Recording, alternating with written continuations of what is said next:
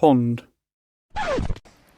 The stream next to it runs a few hundred yards and ends in a small pond. Those two streams, they look identical.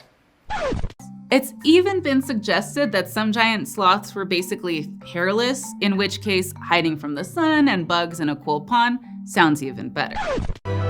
The most common metaphor for this room is that it is subaqueous. That is, that you feel like you're underwater. You're in maybe a lily pond.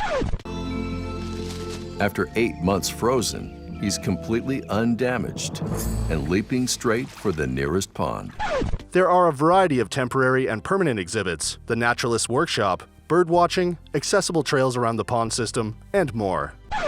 You can also say to freeze or to freeze over. And to freeze over means covered with a layer of ice. So I might say, my pond has frozen over. My pond is covered with ice.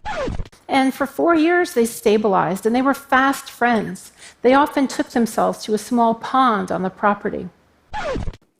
Naturally, it sinks right to the bottom.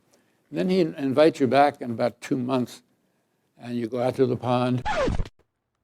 That's really the basic idea of gravitational waves, except now, instead of a pond, we have space-time.